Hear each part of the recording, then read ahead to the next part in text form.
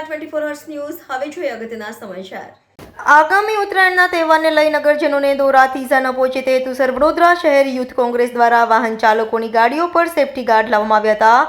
વડોદરા શહેરમાં આગામી ઉત્તરાયણનું કાઉન્ટડાઉન શરૂ થઈ ગયું છે। લોકો પૂર્વ તૈયારીમાં લાગી ગયા છે તો બીજી તરફ લોકોની મજા મોતની સજા પણ બની રહી છે। વડોદરા શહેરમાં પતંગની દોરીથી ગળા કપાવવાનો સિલસિલો શરૂ થઈ ગયો છે।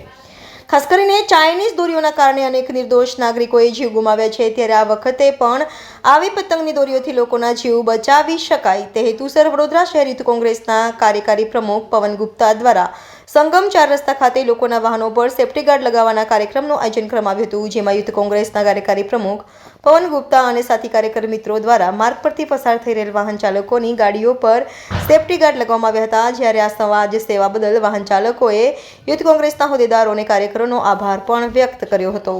સંગમ 4 રસ્તા પર વડોદરા શહેર યુવક કોંગ્રેસ દ્વારા આજે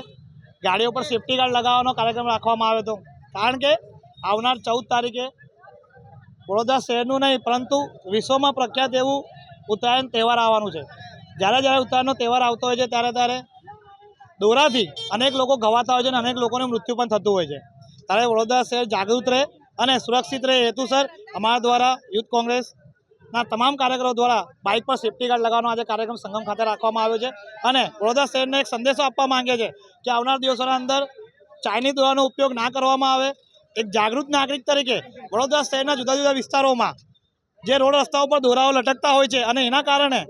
જે આશાસ્પદ યુવાનોને ઈજા પહોંચતી હોય છે, ત્યારે એક જાગૃત નાગરિક તરીકે દોરાઓ દૂર કરવામાં આવે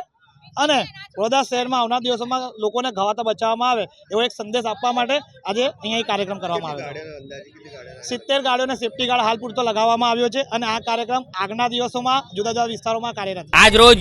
યુથ કોંગ્રેસ દ્વારા સંગમ 4 રસ્તા પાસે શહેરવાડી વિધાનસભામાં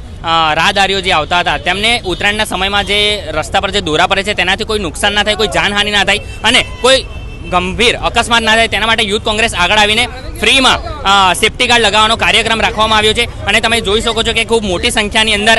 રાહદારીઓને ફ્રી સેફટી ગાર્ડ લગાવી આપવામાં આવે છે અને અમે યુથ કોંગ્રેસ શહેરવાસીઓને એક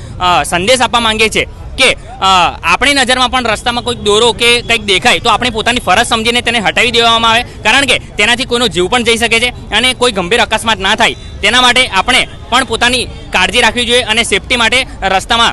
કોઈ નુકસાન ના થાય તે માટે જે દોરા આવતા હોય તેને પણ હટાવવા જોઈએ। અને તમે જોઈ શકો છો કે યુથ કોંગ્રેસ દ્વારા મોટી સંખ્યાની અંદર સેફટી ગાર્ડ લગાવી આપવામાં આવે છે અને આવનારા સમયમાં બીજી વિધાનસભામાં પણ આવો પ્રોગ્રામ કરવામાં આવશે। નિખિલ સોલંકી।